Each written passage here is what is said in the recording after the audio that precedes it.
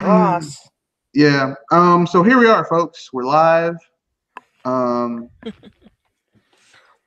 we're live with another episode of the Sci-Fi Power Hour ish.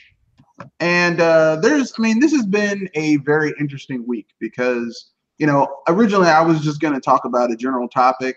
About Uh, some movies and how some anime how some movies get snubbed for others. yeah, and I was going to talk about I'm one of those people. I don't really like reboots. I'm like, why don't you just keep on telling? Why don't you keep on expanding the universe that's already been established?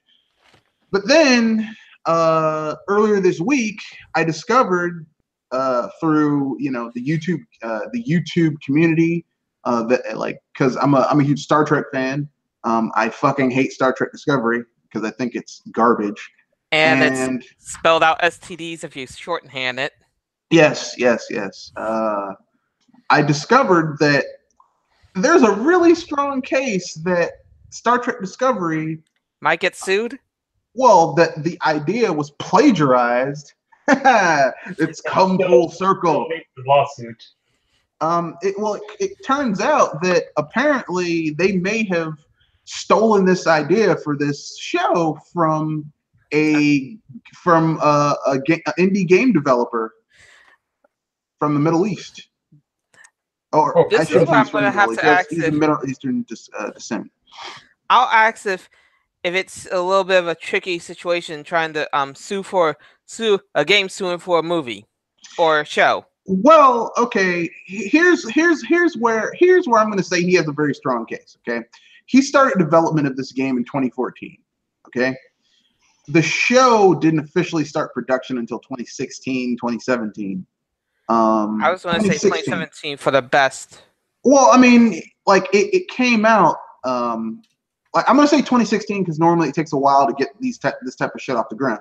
But Okay. 2014 is when he started development on the game. It was on Steam Greenlight for a long time. He has development vlogs, developer vlogs that are dated of showing his concept art and stuff like that was on Steam Greenlight. Now, here's the premise of his game.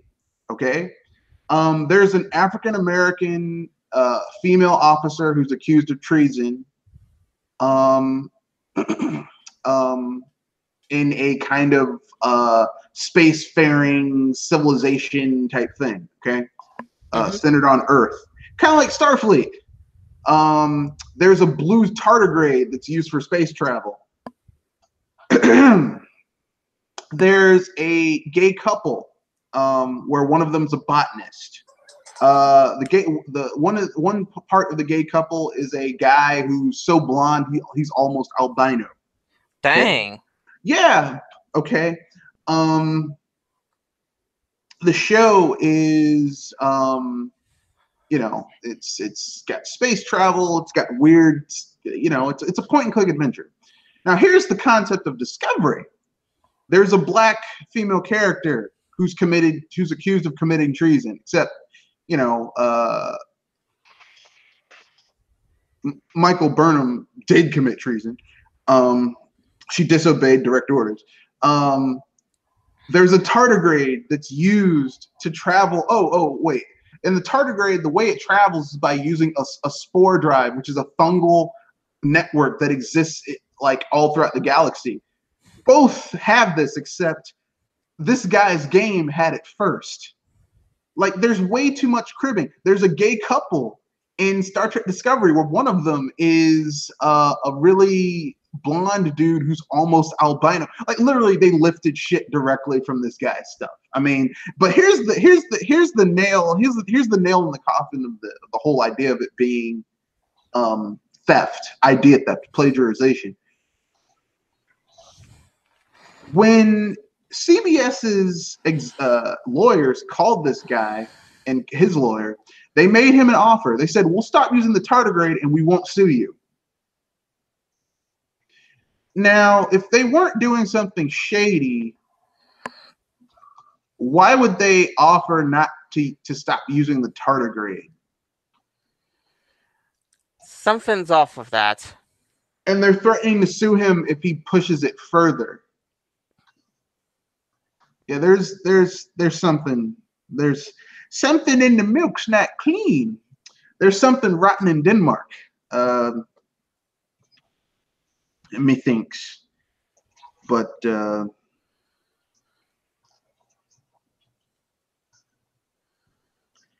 yeah, it's pretty bad.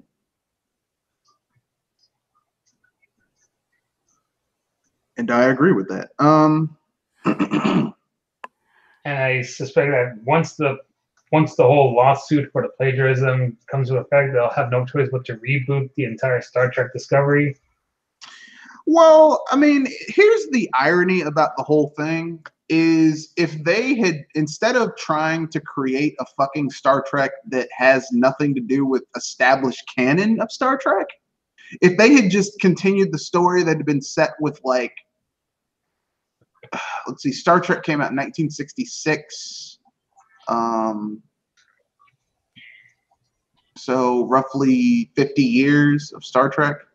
Then it went off air, but I mean, like the original series was 66, and then it came back in 79, 80 with Star Trek the movie. So continuously Star Trek, you've had Star Trek since 1980.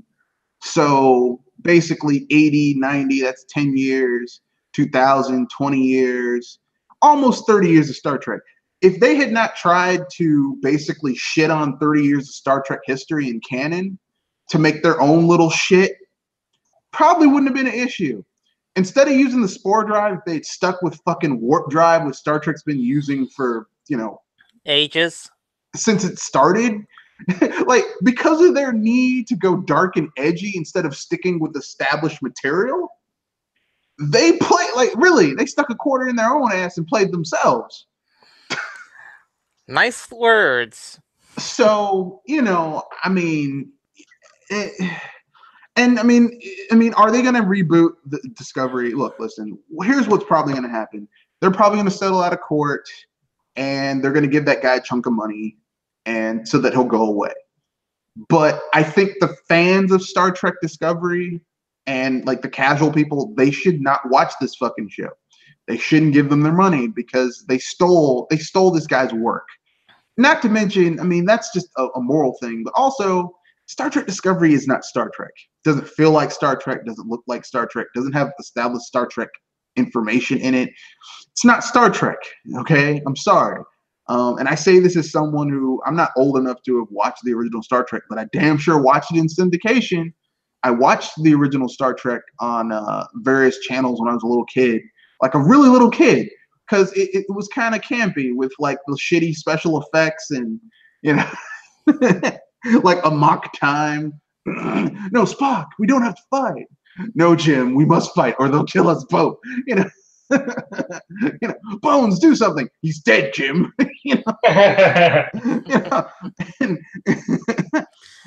I must mate or I will die. I'm in my pun bar. I mean, it's like it's chaos. This shit is not Star Trek. Okay, it's not Star Trek. It is not. It's like it's not Star Trek. I don't care what they call it. It's not Star Trek. It is. This shit's not Star Trek. It's not. This is someone's pathetic. I mean, because basically you don't have Star Trek writers working on this. You have people who do, and like Star Trek. Like here's what people don't understand about science fiction writing. Writing for sci-fi is very specialized. Like you can't just get any old Yahoo. Well, I write screenplays. Yeah, but do you write sci-fi? Because sci-fi is very different. Like if you write for a show that's based in our reality, like you have to adhere to some rules, but you can kind of play fast and loose. Sci-fi, you're establishing rules. Like you have to build a universe that has rules. It has things that have to go a certain way and things that don't go a certain way. You can't turn over established rules just to tell a neat story with science fiction because some people are going to call you out on that. Yeah, I mean, if you don't believe me, go ask the Star Wars fan base how they felt about The Last Jedi. No, you can say the same thing with fantasy movies as well because they have their own pre-established rules as well. Yeah, but fantasy, it's like you can play fast and loose with fantasy because it's fantasy. There, like things can happen, and when shit gets fucked up, you can say, "Well, it's magic," you know, like you know, Uh, uh, uh. like you can do that. It's like, well, how'd that happen? It's magic, you know. It's you can Deus Ex Machina that shit with magic. You cannot Deus Ex Machina shit with in sci-fi. Like there has to be an established reason why this shit happened. It has to follow rules set in that universe. It's like, look, I'm not one of those people who think, oh, you can't move the story forward. But there has to be a valid reason why shit happens in the science fiction universe because it's in the name. Science is about numbers and letters, established shit, right? There's rules to this shit. You can't just throw shit together. That's the problem with Star Trek Discovery. It's some shit that was just, well, now we know they just stole it. and then they stole someone else's idea and pigeonholed it into a fake ass Star Trek universe, which is what they did. And I hope they burn for it. Slow burn or intense heat. Well, between Les Moonves in trouble for allegedly sexual assault, and I mean, here's the thing, okay? There's coming on too strong, and then there's forcibly grabbing a woman and trying to stick your tongue down her throat. That is a form of sexual assault. Technically, it's a form of rape because, I mean, basically, rape is forcibly doing something of a sexual nature to someone, and that includes forcibly kissing them. Okay, that's a form of sexual assault, which is a form of rape. So, I mean, sorry, bro. Like once you get your golden parachute, Les, and they get someone else in there, like Alex Kurtzman, and I'm gonna make Star Trek. I'm gonna make Star Trek in my own vision. I hope the CBS Viacom merger goes through, and I hope all that shit gets thrown out the fucking window because, like, I don't want to see a franchise that I grew up with, that I love, get turned into this bullshit. So what happened to Star Wars? Yeah, I don't want it. I don't want what happened to Star Wars to happen to Star Trek. Even though, I mean, like the shit's in parallel right now because you like in both a lot of the people who are running the scenes behind the scenes, the shit behind the scenes at Star Wars right now are people who've never worked on Star Wars, aren't really real fans of Star Wars, and I'm like, look, I understand you need to bring in fresh blood, but here's the thing: you need people who understand the material to write for this shit. Somebody that gets the lore of the stories. Right? Like you don't see Marvel going up and saying, hey, we're going to get someone to write this screenplay who's never fucking cracked open a comic of this character. Why would you do that? That makes no goddamn sense. Like, I remember reading a thing about Star Trek, some of the Star Trek Discovery crew seeing one of the seminal episodes for Deep Space Nine, which is basically where Benjamin Sisko looks into one of the orbs and he gets taken to an alternate reality set in 1940s New York or Chicago, something like that, where he's Benny Russell, this sci-fi writer who has to basically, like, it's set in 1940, so he has to lie about his race. And he's a science fiction writer, but he's to lie about his race because no one would believe that a black person could be a science fiction writer. And like all of his stories have to have white protagonists because no one would believe a black person would be a hero. A hero, which sounds preposterous, but here's the thing. A lot of the science back in that time, they had to do that. Yeah, women who were science fiction writers had to use male pseudonyms. People of color had to use. I mean, which is why a lot of science fiction from that time, all you see are fucking white people. Like you watch science fiction, which always kind of pissed me off because I'm like, you do realize that numerically speaking, there are more people of color on this planet than white people, right? Statistically. I remember the story about Mary Shelley having to use a male alias name when he tried to pull the Frankenstein. I mean, and a lot of female science fiction writers have had to do that. Like they've had to basically use a male pseudonym in order to get a story, or use or use Christian names in initials, order to cover up that they're black or something like that. or use initials. Like one of the seminal works of science fiction and graphic novels is, I forget what it's called, but it's basically it's a science fiction novel about this this race on this planet, right? And the race has two different colors on the planet: blue people and red people. And basically, like, the red people treat the blue people like they're shit, like absolute shit, like they're second class citizens, they don't have rights, and they're like, they want to be part of this new like federation type of deal. And they're sending the federation sent this monitor to basically determine if they're ready to be part of the federation.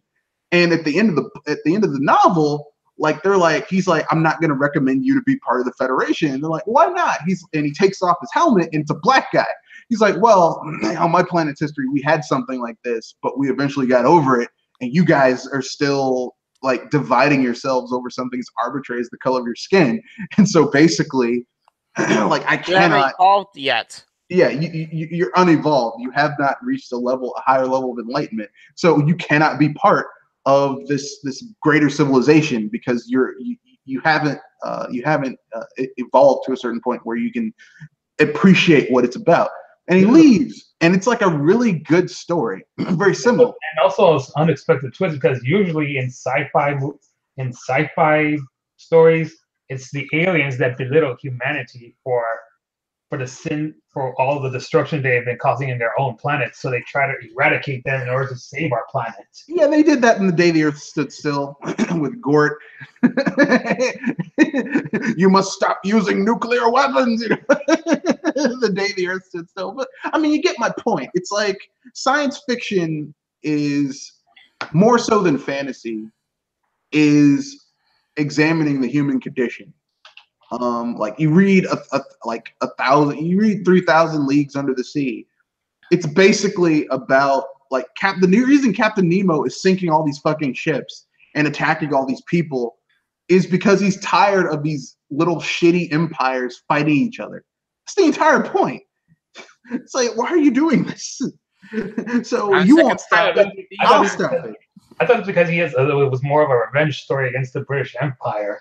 Well, I mean, that was a part of it, but the major thing was that he was tired of these empires fighting each other, because the little people in the middle were the ones who were getting caught in the middle. That was the entire point. Like, science fiction is about a moral play. It's basically they're allegories, they're morality plays. Okay, that's what science fiction has always been about. Like, you watch Twilight Zone. Twilight Zone is fucking moral plays. That's all it is. It's moral plays about, be cautious of this. Here's a story about that. Like, Twilight Zone has an episode about, like, the perfect grandmother, where this guy, like, his wife dies, and he basically needs a caretaker for his family, but he doesn't want to marry someone. So he goes to this new service that will basically rent you a robot grandmother. But here's the thing: the robot grandmother helps him raise his children, and his children, they love that robot grandmother. That's for them. That's their grandmother. And when she leaves, there's, like, those are real tears. So even though it's a robot, like, your feelings about how it treated you, your memories, those are real. Like, you get what I'm saying? You can't replace certain things. Yeah. So even though something may be artificial, if it gives you joy, that's the important thing. It makes you happy. It gives you joy. Oh, no, I'm starting to think about the fictional waifus, because that story is becoming close to reality in the future. Look, man, if someone wants to make a gynoid, knock themselves out. Although, really, I don't really see the point. I'm going to hold out for longevity and good health and a holodeck. Because once they create a holodeck, all that shit, like a gynoid, flung out the window. Why would I need a gynoid when I can have a holodeck and create whatever the hell I want, and it's gonna feel real? Why? Look, you can have a sumptuous feast and you will never get fat because it's hollow food. You can play every video game ever created and it'll be there and no one's gonna say copyright. Fuck you, bitch, it's a holodeck. My point is that science fiction is science fiction. Yes, it's great to tell a great story, but at its core, science fiction has always been about Playing with your mind. well, they're moral allegories, like Frankenstein, Mary Shelley's Frankenstein. Everyone's like, it's one of the Mary Shelley's Frankenstein is considered one of the first pure science fiction stories. It's also a gothic horror, but it's also science fiction. And really, at its core, Mary Shelley's Frankenstein is a cautionary tale about science going too far and doing something it should not do. And like bringing people to life. Should it be held responsible for doing that? And as well as nature versus nurture. Yeah, but should it be held responsible? Like, because Dr. Frankenstein, because his name's not Frankenstein, it's Frankenstein. Dr. Frankenstein creates a new life, and then because he's frightened of what he's created, he runs it away. And like, who's to be held responsible for that? Like, he refuses to take responsibility for any of it. So much so that like even towards the end of it, like he's like, no, it's your fault. It's your fault. It's like, you're the one who created this thing. You did it. You and only you. Young Frankenstein elucidates that a lot better. But I mean, you get my point. It's like people need to understand that, be careful what you work with.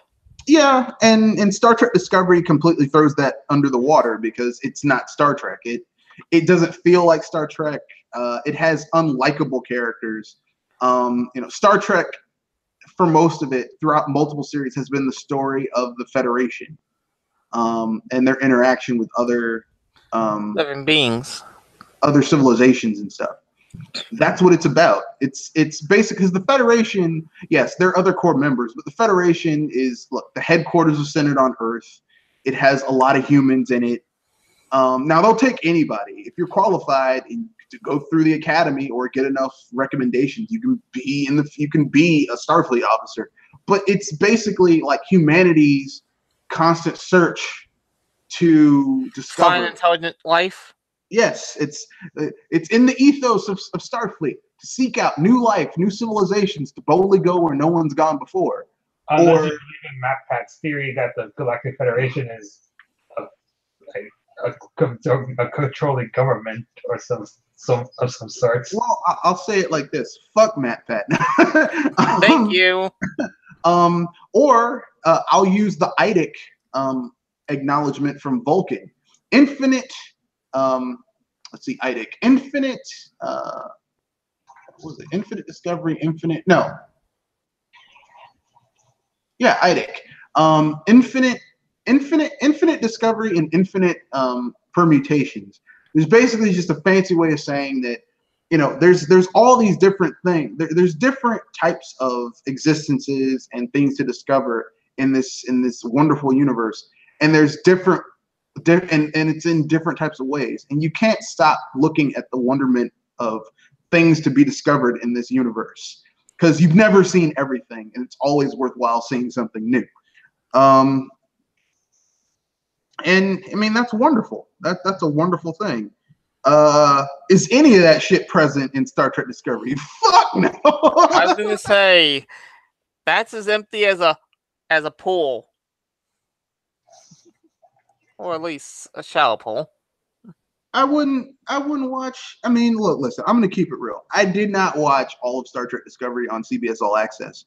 I got the Cliff Notes version. I watched the first episode and I Cliff Notes the show because I was like, I refuse to support this shit. And apparently that meant something because Netflix pulled their money back. So now they're in financial trouble over there. And if Netflix doesn't want you, there's a problem. Yeah, because Netflix put out Bright, and Bright is shit. It is. It's not very good.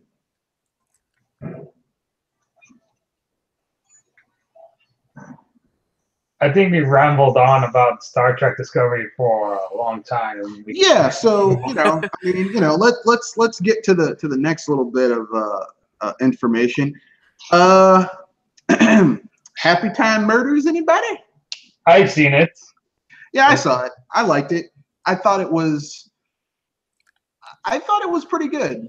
The commercials for it gave me the sense of what the F am I going to see if I go this? It basically, look, it's basically a rated R Who Framed Roger Rabbit, but like Who Framed Roger Rabbit was directed by Roger Zemeckis, and like I think it was executive produced by Steven Spielberg. Like, and this was when they were at the height of their powers. To quote Hal Rudnick from Screen Junkies, they were at the height of their powers. You know, like Roger Zemeckis was coming off of Back to the Future 2. He was in fighting form, and Steven Spielberg was coming off of like Indiana Jones and shit like that. Like, they were at the top of their game. This film is not like, these people don't have that type of street cred, so it's not that good.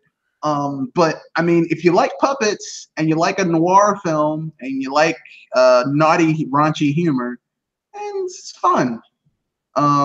It has Melissa McCarthy in it, but she isn't as bad as she is in some of the films she's been in. And they've been in for no fat jokes. Yeah, no fat jokes. Like here's the thing, okay? Melissa McCarthy can be funny when she's directed by someone who isn't her husband. If she's in a film directed by her husband, it's going to be bad, because basically there's no one who's going to rein her in and say, that's not funny, don't do that. Because her husband's like, look, this woman makes way more money than me. She's the primary breadwinner. We got to get paid. Holla, holla, dollar bill, y'all. And I like the film. Like, I mean, it's really raunchy. It's got a lot of puppet sex jokes, but that doesn't bother me because, I mean, you had a lot of cartoon sex jokes in Who Framed Roger Rabbit and Cool World, so who cares? And apparently, our sugar is basically their equivalent of cocaine and crack. Makes sense. Makes total sense. You know, I mean, Make like sugar I said, all that more dangerous, ladies and gentlemen. the film was funny. The film, I'm not going to go into spoilers. I'll give a spoiler review Next week. Well, no, I'll just make a video and upload it. But I mean, like, I like the film. I don't know about you guys. I don't know if Jules saw it, but I liked it. I was saying that I'm tempted to see it, but then I saw the commercials and then had WTF written on my head.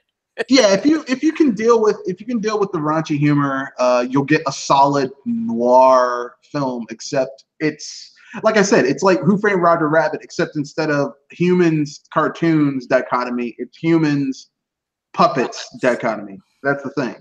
And me, I'm a sucker for noir films because I always enjoy the who did it storylines. I'm a sucker for puppets. And I like noir films. I do, but I love puppets. I'm also a sucker for Jim Henson puppets. Yeah, and I know people are going to say, what do you mean? These aren't Muppets. Look, if they're made by Brian Henson, son of Jim Henson, that means they were probably made in the Jim Henson workshop. Jim Henson workshop, everything they make is a fucking Muppet, okay? If you're making puppets based on Jim Henson's creations, they're also Muppets. So Sesame Street, even though they now have their own workshop, it's still all fucking Muppets, okay? So, yeah. So what would you give it? Like, buy, don't buy? Let's see, I give it a... Probably, I mean, watch, don't watch. Probably a matinee. All right. Yeah, I'm going to give it a matinee as well. A high matinee. Like, if you just want to watch a film that's fun, sit down, watch it. Popcorn filter. Yeah, you don't want to watch anything really deep. You just want to laugh, maybe hear some really funny jokes. I have to say this much though: there's a scene where the main character, the main puppet character, is he's servicing a client, and he reaches his climax. And then you think he's done, but he's not done. Oh God! It's actually pretty funny. Oh God! Yeah, it's in for a ride. And they even show how they done it after. With the outtakes. Yeah, with the outtakes. And I mean, like, here's the thing: I love puppets. Okay, I've always loved puppets. I loved puppets ever since I watched Fraggle Rock and Sesame Street when I was a little kid, and then the Muppet Show reruns because it wasn't really on when I was a little kid because '86 like the Muppet Show ran from like 1977 to like '79, like 2 seasons.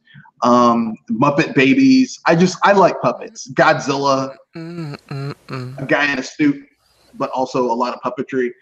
So I like shit like that. So for me, like here's the thing: a shitty practical special effect will always be better than a bunch of fucking CGI to me.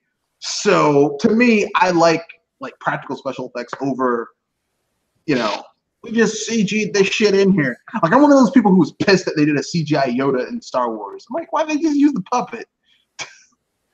Makes me wonder what the budget was for the puppet. You brought back the Yoda puppet for The Last Jedi, but that didn't make it a good film, though. No, look, the Yoda puppet couldn't save that piece of shit. I'm sorry. Look, Yoda is an all-powerful Jedi master, but he couldn't save that shit. He's like, shit, cannot save, I can. Oh. Do or do not. There is no try. And I am not trying to save this shit, I am. You're having fun with that line. Yeah. And Yoda was voiced by Frank Oz, who also did a lot of voices for the Muppet characters. I think he did Miss Piggy and he did Miss Piggy, yeah. He did another character too. Yeah, I can't. Monster and Grover in Sesame Street. Yeah, he did Grover on Sesame Street, who was one of my favorite characters because his alter ego was Super Grover, who had this weird tin helmet on his head and a cape, and he would fly around, but he sucked at flying, so he'd smash into walls and shit. I never liked Elmo. Here's the thing: when I was a little kid, Elmo wasn't a big deal, so I don't know why. I don't know why people have this love affair with Elmo now. Like, I love Elmo. I'm like, annoying fucker. I was a Grover. Weird. I was a Grover, Telly, Oscar the Grouch. Because Oscar the Grouch was just like, he was real with it. He's like, get the fuck off my stoop. I mean, he wasn't cussing, but basically that's what he's like, who the hell are you? Get out of my face. And of course, I love Big Bird because, he's iconic. He's iconic. And Bert and Ernie. I liked Bert and Ernie. Those two are pretty silly to me. And also those awesome crossovers where Kermit the Frog would be a reporter. This is Kermit the Frog here, coming live downtown, and this shit's wild, son. And the Count, who I swear was a pimp. The Count was totally a pimp. He was totally a pimp. You owe me $50. That's 10 singles. No, that's 5. That's 5 tens. And you don't have it. 1, 2, 3, 4, 5. I'm going to backhand you across the face. But actually, the Count's voice was based on a Romanian Jew, Yiddish type of voice, but still, I like the Count. He was cool. Yeah, we brought it back to puppets. So basically, I gave it a matinee. Pinky gave it a matinee. And Joel has yet to see it. Yeah, Joel has yet to see it. I mean, look, listen. I would not watch this shit. I would not watch this in the evening and spend however much your evening prices are at your movie theater. Because I don't really. I'm gonna keep it real with you guys. Real talk here. I don't watch movies unless they're matinees because I don't feel like spending $10, $11, $12, $13 to watch a movie. Because I'm cheap. I'm a cheap bastard. Yeah, my family and I always tend to watch the first showing of whatever movie we're going to watch because we don't want to spend extra money. Yeah. And yes, I am a cheap bastard.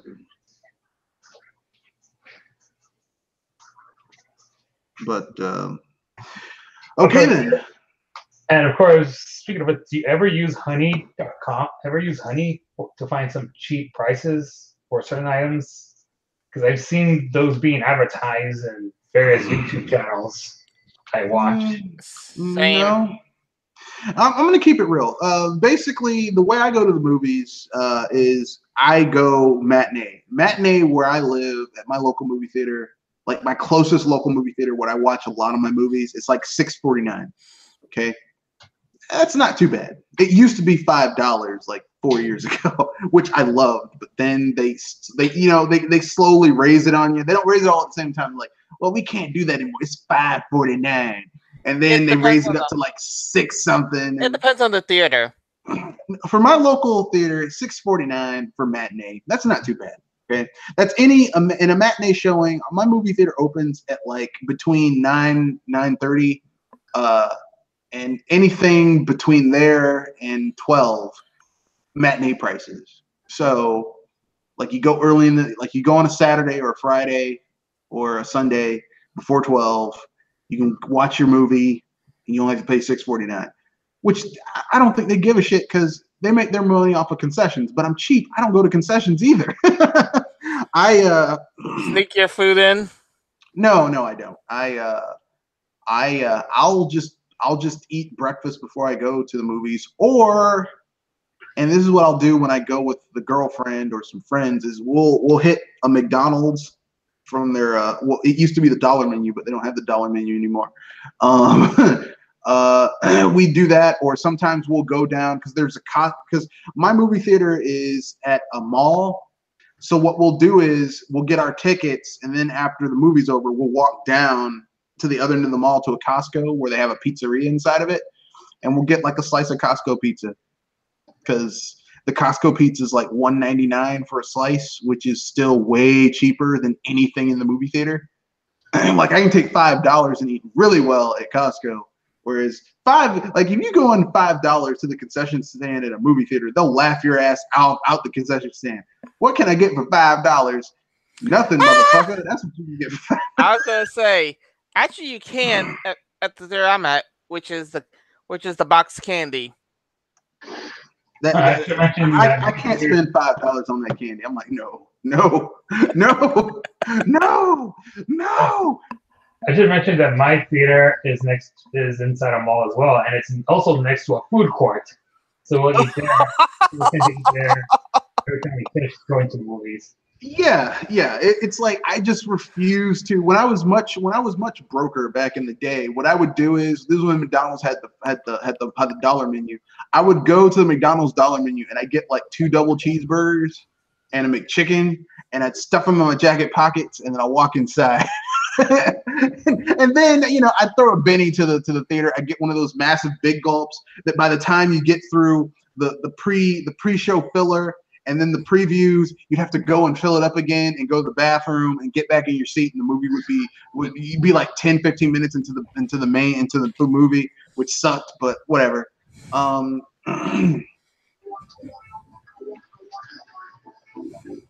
sorry. That's what I like. It's understandable. But yeah, so anyone have any other movies they're looking forward to? I mean, I plan on watching. I'm probably going to watch Happy Time Murders again, maybe this weekend, and then next weekend, out comes The Predator. Oh, I'm just saying, watching the clock with the house with the clock in the walls. I believe that's called. Yeah, I was gonna watch that, but I was like, I'm gonna watch The Predator just so I can see how bad it is, or it might be good. But what I do know is that it has Olivia Munn in it, who I'm gonna put her up there with people who are cast in roles they shouldn't be in, like with Mark Wahlberg in the Transformers movie. With like, I'm a professor. Come on, man. Seriously, a professor. I'm an inventor. I'm like, shit, inventing new ways to open a beer bottle, bitch. It's like I can believe a lot of things, but like if Mark Wahlberg said, "Hey, I'm not John Holmes in this movie about the porn industry," okay, I can believe that. I'm a dirty Boston cop. Okay, I can believe that. I'm a thuggish white guy who was adopted by a nice old lady who was murdered. I can believe that. I'm a thuggish soldier from Boston in the Middle East during the Gulf War. I can believe that. I'm an inventor. Come on, baby. I'm a high school teacher in the happening. Oh my god. You're gonna kill me. No, no. You're gonna kill me on sleep. Oh no. Worst. Look, listen. I like Marky Mark. I like Marky Mark and the Funky Bunch, but Jesus Christ. Like him and Olivia Munn, I'm a scientist. Really? Seriously, Olivia Munn is a fucking scientist? Well, they're basically warlocks in this movie. Yeah, but I mean, it's got Jack Black in it, and Jack Black has range, right? Right. Like here's the thing: magic, because anyone could be a magic user. We saw that in Harry Potter. Like you had some people, I'm a wizard. Come on, baby. You ain't no damn wizard.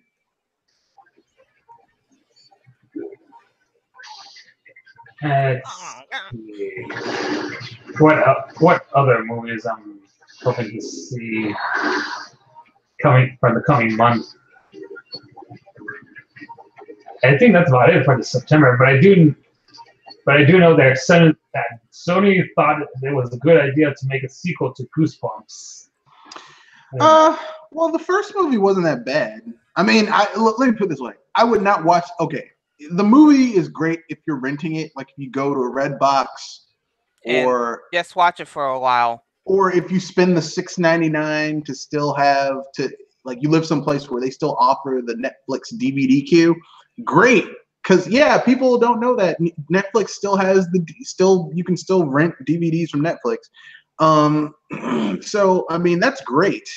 It's great as a rental. I wouldn't go out to a movie theater and watch that movie because I saw it and I reviewed it for my local newspaper, and it's not. I mean, here's the thing: how scary can a movie be when it's PG-13?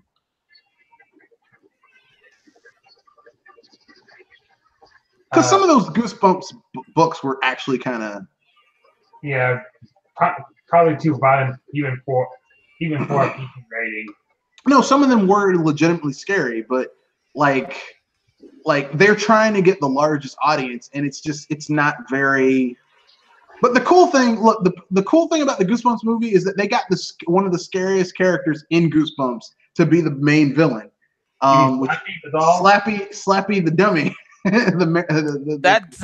That doll, that evil son bitch, which made perfect sense when you thought about it. It's like, I knew it'd be you bastard. The only thing creepier maybe would have been the monster blood and the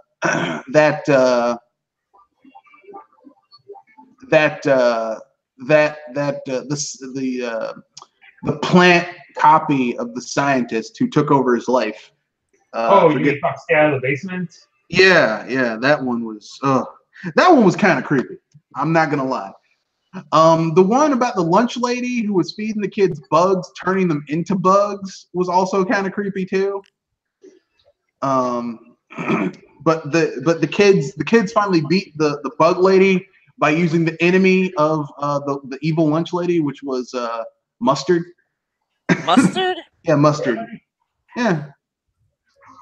Yeah, because basically by eating mustard and feeding, because basically the first thing she did was she got rid of the mustard condiment, which was foreshadowing of what her weakness was later on. So basically, the final showdown is they bring like squirt bottles of mustard and like squirt guns filled with mustard, and they use that against her to beat her. But it had kind of gross out because like when you ingested mustard, she'd been feeding people bug eggs. So the kids would puke up like larvae. Oh. Yeah, like any sci-fi thing that has people being infested with bugs.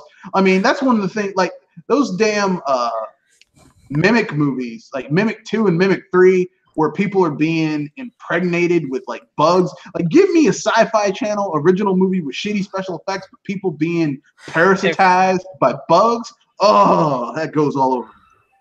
Oh God. I think there was an R-rated horror movie involving a woman being implanted with bug eggs implanted inside her. Probably.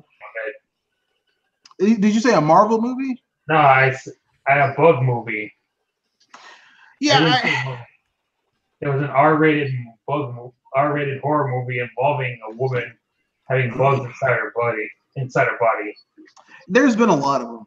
There's been a lot of films that have that shit going on, and it's just as creepy and unsettling. Yeah. Like movies that have alien rape and bugs infesting people. That is just. I mean, that's why Alien's so unsettling, because basically a guy gets face raped by a face hugger, and then impregnated, and it kills him. It's horrifying. Plus, the origins of the xenomorphs is based off of an actual bug. Yeah, this parasitoid wasp that basically takes over toast. It's pretty disgusting. Actually, the Echinumid wasp, which basically finds grubs and the female uses her ovipositor to inject her larva, just one larva into these big ass grubs, and they eat that thing inside out and it kills it. It's disgusting. Nature, like everyone's like, man, Mother Nature's a bitch. She's tough and she's not exactly fair. For those of you who are like, we won because the new Devil May Cry 5 looks this way, you do realize that the character model of the new Dante is basically the Dante from the DMC reboot with just white hair, right? Actually, that's Nero. Dante in Devil May Cry 5 looks older. Really? Yeah. That's what the character looks like to me. But anyway, I thought that'd be their fuck you. Although Capcom been fucking up so much, maybe now they think that they can bring things together. I don't know. Capcom has not been having a good year this year. Just keeping it real with you. So. I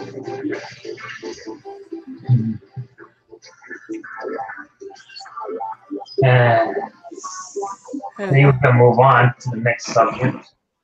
So, well, that's it. That's all I got. We got free topic for another 10 or 15 minutes until we're over. So, anyone got anything they want to bring up? 10 minutes? Yeah, 10 minutes. Oh, let's see. Just saw this news article saying that Guardians of the Galaxy 3's script is being put on hold. Yeah, because they fired the guy who was going to direct it, so now they got to find a new director. Oh boy, new directors and bad movies. What next? Well, the sad thing is that like James Gunn was fired for having a shitty sense of humor by information dredged up by a goddamn neo-Nazi, which is just not cool.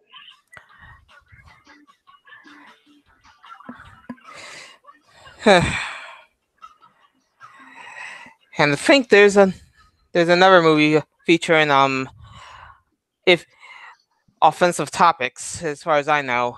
Has anyone seen the new trailer for Iron Fist Season 2? I have not. No, I haven't. Because that first Iron Fist was so shit. I'm not looking forward to the second one. I've seen the commercials for Rise of the TMNT. I'm looking forward to Daredevil Season 3 more than this shit, because Daredevil's good.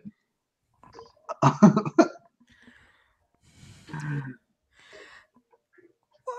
you. So Daredevil is good, and the other thing is like Iron Fist was so bad, and it didn't need to be bad, but it was. It somehow turned into that.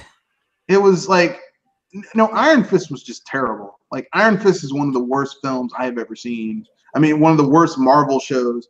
It was just bad. It was really, really bad. Until the Inhumans showed up. The Inhumans TV show. No, I think Iron Fist and Inhumans are about on par. The difference between Inhumans is that Inhumans had a bigger budget, but they're both really fucking bad. And because both of them were run by the same motherfucker, that Scott Buck, that motherfucker. Scott Buck gets paid to come in and ruin shit that was good. Because that's what he does. He's like, oh, this shit's good. Let me ruin it.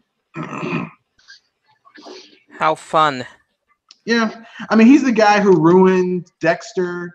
He ruined Lost. He ruined Iron Fist. So much. He ruined Inhumans.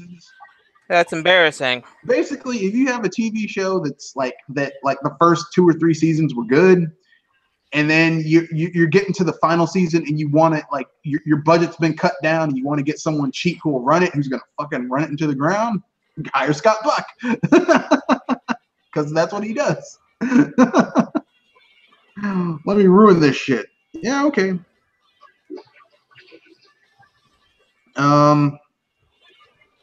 So let's see. Do we have any other? I'm gonna just randomly find a topic.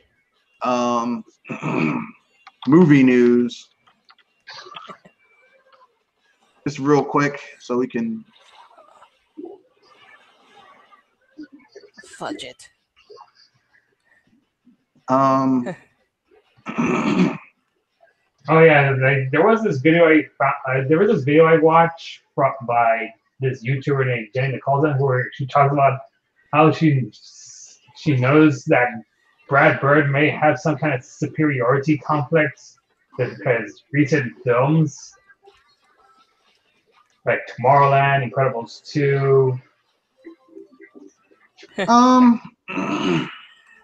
That's a little sad when you think about it. I mean, I'm gonna keep it real. I do think that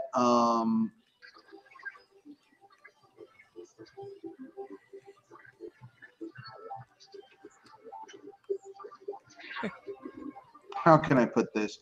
I do think that I don't think Brad Bird is as good I think he's good with animation. I don't think he's good with live action, as we saw with Tomorrowland. Because if you watch, what about Mission Impossible? That was directed by it. He directed Ghost Protocol at least. Yeah, and that's not a very good one. I think live action is not his thing, but you have to remember Brad Bird. Like the first film he directed was The Iron Giant, and that's a really good animated film. Like astonishingly good.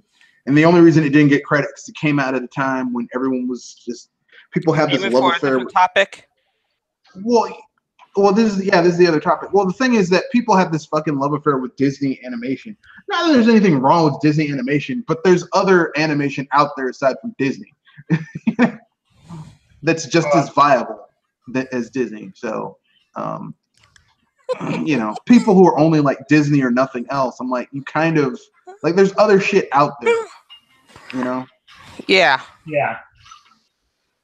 Of course, nowadays, if you're an animated movie and you're not made by either Disney, DreamWorks, or Pixar, that means you're in for a rough ride. Yeah. Yeah. I mean, but Illumination's on the come up, and I'm glad. Because here's the thing: the more good animation you have coming out there, the better it is for the industry on the whole. Okay, and DreamWorks to an extent. Although the problem with DreamWorks is that they kind of milk franchises a little too goddamn much instead of coming up with good stories with those franchises. Like there didn't need to be a Shrek 3. They drained Toy Story, Shrek, Cars. No, DreamWorks didn't do Toy Story. DreamWorks did Shrek and Kung Fu Panda. Okay. And How to Train Your Dragon. Yeah, and I mean, How to Train Your Dragon is unique because they actually told good stories with the new ones. Because if it had been like DreamWorks 10 years ago, they would have milked the shit out of that like they did Shrek. And Kung Fu Panda. Like Kung Fu Panda, like the problem with like Kung Fu Panda, like you're following this character, Po, who's supposed to have character growth. And every new film, they like the character who grew to this point. Fuck that. We're gonna make him dumb and stupid again. I'm like, why are you resetting his character arc? His character, the character's growth, to tell a shitty story. Like, tell a good story. Don't tell a shitty one. So. And I've been hearing that Shrek 5 is in the works. Well, I mean, if they tell a good story, I'm cool with it. If they tell a shitty story, I'm not cool with it.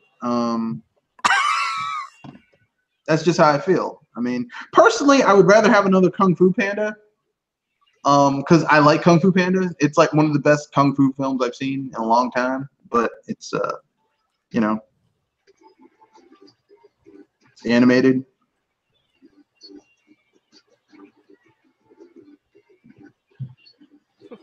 Let's see. Have you found any other movie news on your search for a new free topic? Well, we got a few. We got like 3 minutes left.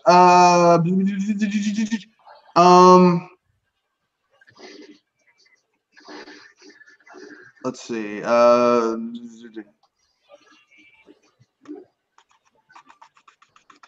don't know. I got it. They're making reportedly Sony's gonna release another Sherlock Holmes movie. Sherlock Holmes 3. I'm actually looking forward to it because I like the Sherlock Holmes movies, the ones with Robert Downey Jr. I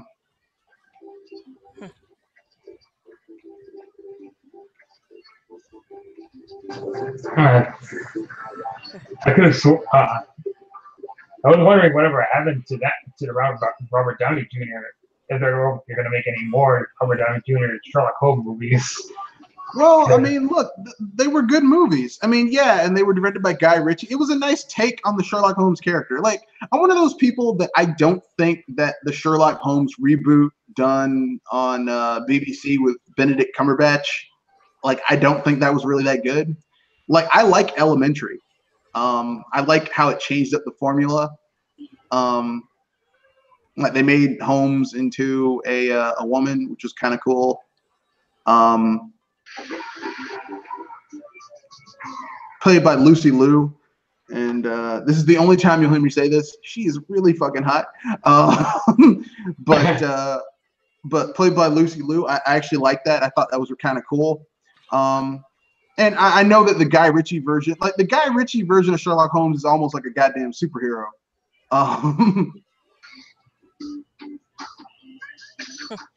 And I've seen some purists like Movie Bob taking issue with with those Sherlock Holmes movies. The Guy Ritchie ones? Yeah. I mean, like Sherlock Holmes has so many different takes. Like there's Future Sherlock Holmes, which they did like an animated version of Future Sherlock Holmes, who's in the future. Like Sherlock Holmes 25, in the 22nd century. Yeah, Sherlock Holmes in the 22nd century. And then they did like Sherlock Holmes. Then they did like there's been like Sherlock Holmes is such a icon. He's such an iconic pop culture character. Because I remember when I was a kid, they had Young Sherlock Holmes, which is this movie that even though it's like PG-13, this is like 80s PG-13, so it's astonishingly dark. Even though it's supposed to be for kids, like Monster Squad, astonishingly dark, even though it's supposed to be for kids. And then there's like classical Basil Rathbone Sherlock Holmes, you know, Elementary, my dear Watson, you know, with their deerstalker hat and all that shit. So I mean, you know, it depends on what you like. Like the only reason I don't like the Benedict Cumberbatch Sherlock Holmes is because after the first season, or series as they call them in BBC, it kind of goes off the rails because the showrunner for that, he's known for that. Like if you don't rein his ass in, his stories go stupid. He goes off the rails. That's his problem. Whereas Elementary basically takes the Sherlock Holmes formula, brings it to a modern age, but it's not fucking stupid. And I like Elementary. I think it's astonishingly good because I mean you have to remember like Sherlock Holmes is a flawed is a flawed. He's a flawed Detective? protagonist. No, he's a flawed protagonist. He's a great detective, but he's not really good at interacting with people. He's a drug addict, a major drug addict. In the books, he's addicted to opium. He's also kind of gay, or at least bi, because like he loves Irene Adler, but he's always doing kind of borderline gay shit with Watson. It's like that's kind of gay, bro. I can see why they also made Watson a woman in Elementary as well. Now that you mentioned it. No, it was just a nice thing. I mean, they had Lucy Liu on contract. Why not? I mean, that's the way I look at it. I mean, she's an attractive Asian lady. I mean, turning Watson into a female is just. I mean, Out there. I mean, it's not because here's the thing. Watson is there to be Watson is the Support? audience. No, she's the audience. She's the audience link. Okay, because Watson is someone who's seeing things from our point of view. Because Watson is not like an ultimate super ultra detective. Watson's a doctor, an army doctor who saw way too much shit, and had to get the fuck out of there. Like that's Watson. Okay. Sherlock Holmes and Watson's the guy who deals with the people because Watson's a normal human being. Sherlock's fucking insane and a pothead.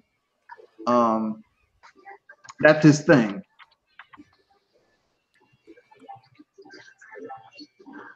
Not pot, opium. In the original thing, he's addicted to opium. Opium, which is not good. But yeah, I'm looking forward to it. I hope that it can continue to be good.